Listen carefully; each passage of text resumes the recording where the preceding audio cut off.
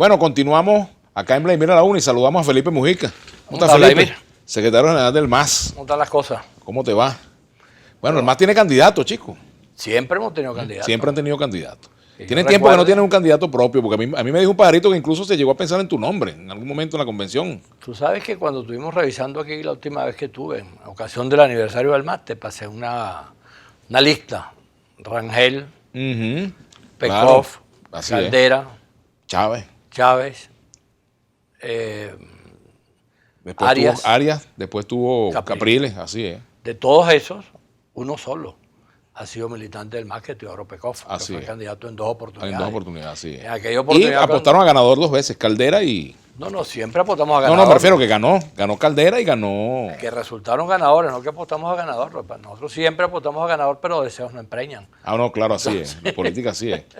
Sí, Pero el MAS en 2 oportunidades colocó, en el caso de Chávez y en el caso de Caldera, cuando tú ves las diferencias de Caldera frente a su contendor más cercano, puso la diferencia.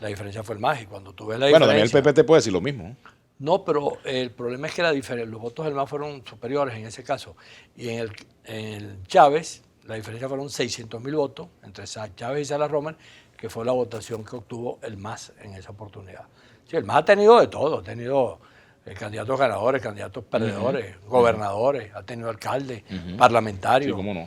Hemos hecho de todo. Claro, así es. Y llegaron a tener una poquita votación que ahora recuperaron. Ustedes se recuperaron en estas elecciones, ¿no? Sí, porque ¿qué fue lo que ocurrió? Nosotros propusimos en el año 2015, en la elección parlamentaria, una fórmula que era romper la polarización. Le dijimos al país que lo peor que podía pasar era que termináramos con una asamblea polarizada, porque esa asamblea polarizada simple y llanamente no iba a poder operar.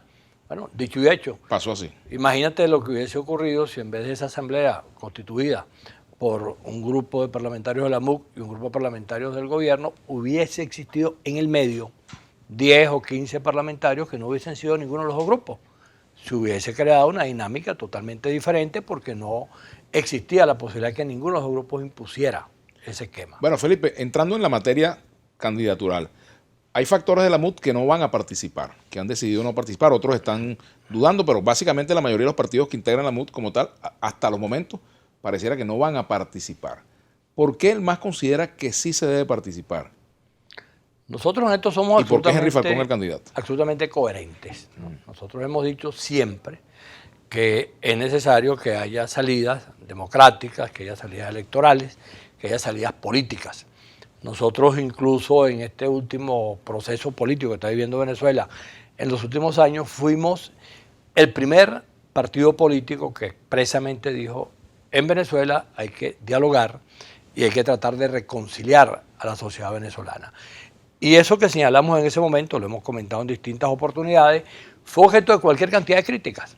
La vida se fue desarrollando y nosotros nos fuimos consiguiendo con que cada vez mayor cantidad de sectores del país se dan cuenta que el diálogo y reconciliar al país era indispensable para poder reconstruir lo que en Venezuela está pasando. Vino esta convocatoria a las elecciones. Antes de esta convocatoria se había dado la convocatoria a las elecciones de alcaldes y antes las elecciones de gobernadores, y nosotros habíamos dicho que había que participar en todos esos procesos electorales. En esta oportunidad, reiteramos, participamos porque creemos en esa salida y además porque nos planteamos las cosas de la siguiente manera. Si tú me dices a mí, frente al otro discurso, que es no participar, ¿qué hago yo con no participar? Yo le he dicho a amigos que defienden la tesis de no participar, o como lo dicen abstencionistas, pero que ahora ellos dicen que es la participación activa, que es la manera en que ahora lo están diciendo. Yo le digo, ¿y qué me vas a decir tú al día siguiente? Ok, tu participación activa o tu abstención la conduces. Y al día siguiente ganó Maduro, y cuando vayas a ver la diferencia, seguramente la diferencia tiene que ver con que un determinado número de venezolanos que pudieron haber votado, en este caso por Henry Falcón, deciden abstenerse. ¿De quién es la responsabilidad de lo que va a ocurrir? ¿De los que postulamos a Henry Falcón, de los que decidimos participar en el proceso electoral, o de aquellos que están estimulando la no participación? Porque la no participación hasta ahora no tiene ningún destino. Tú hablas con cada uno de ellos Y como de costumbre, cada uno de ellos te propone un plan distinto, porque los que están decidiendo no participar lo hacen esencialmente porque no están de acuerdo sobre qué es lo que hay que hacer. Pero si ustedes han reclamado, Felipe, ustedes, digo, los partidos de oposición, todos han reclamado condiciones, han exigido condiciones, y el diálogo en el cual se dio República Dominicana, la negociación era para exigir condiciones distintas a la participación, y no se logró nada en esa negociación. ¿Por qué participar en medio de esas condiciones que son adversas? La lucha sobre las condiciones en Venezuela ha sido de toda la vida. Yo he puesto un ejemplo típico que tú lo conoces tanto como yo. En el año 1998 era candidato Hugo Chávez. Recuerda que había una elección que era conjunta.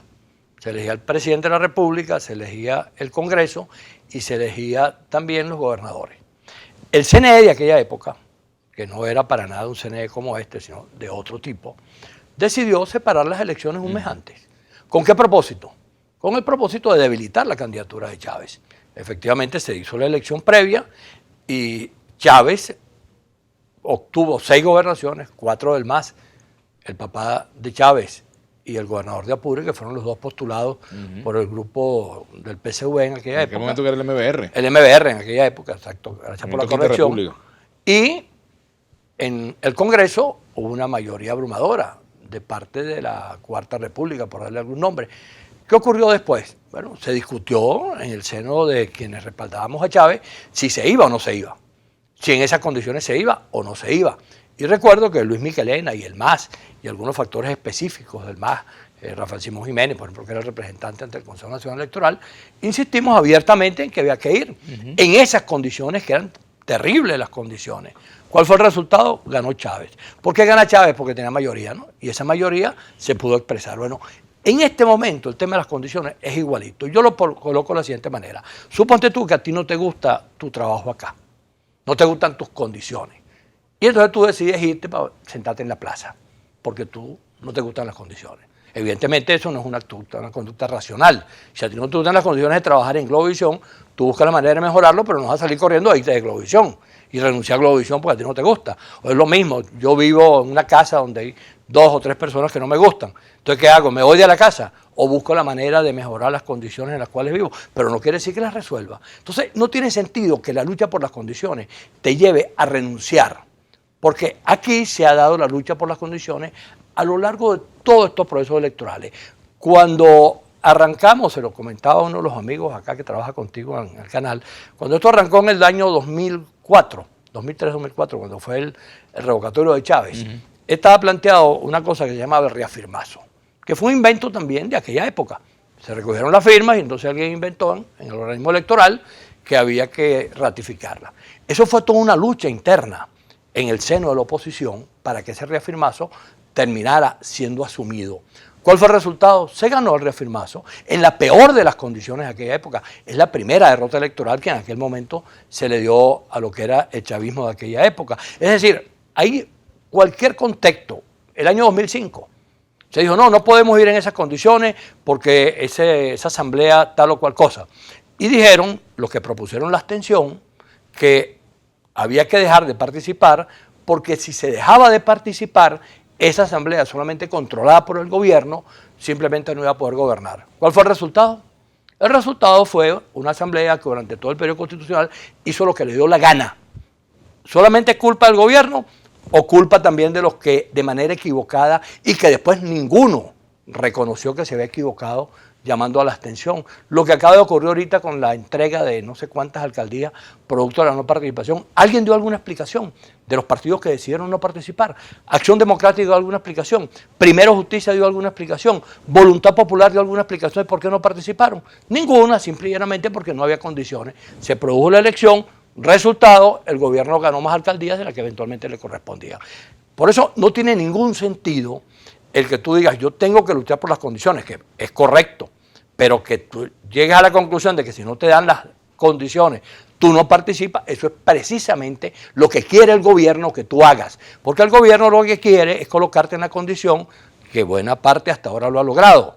No quiere decir que lo logre finalmente, que es dividir a los sectores mayoritarios de la población, que los sectores que no queremos a Maduro, en participacionistas y abstencionistas. Pero en todo caso, entonces lo que está haciendo la comunidad internacional favorece al gobierno de Maduro de plantear que no se participe, o sea, de desconocer esos resultados. Lo que está haciendo la comunidad internacional es una Los factores cosa... de la comunidad internacional, pues no podemos decir Lo toda la que, comunidad, pero eso, la los Unión factores, Europea, lo Estados que ellos Unidos, están haciendo es una cosa que nunca se había visto. La solidaridad internacional es algo que hay que saludar y que es bueno porque fue una parte de los mecanismos de control social, político, internacional que existen desde hace bastantes años y desde que la humanidad ha tendido a civilizarse y a tener que depender de ese tipo de mecanismos. Eso siempre es útil. Ahora, lo que no es útil y nunca que yo recuerde, y he tratado de darle la vuelta al asunto a ver si efectivamente existe, yo no recuerdo ningún caso donde un grupo de países se hayan pronunciado expresamente sobre lo que hay que hacer en materia política interna en un país. ¿Cómo es eso que los venezolanos no vamos a votar y lo va a decidir el Grupo de Lima o lo va a decidir la OEA? Es una decisión de nosotros, es una decisión de los venezolanos. Bienvenida la solidaridad, pero hasta el punto en el cual eso tenga que ver con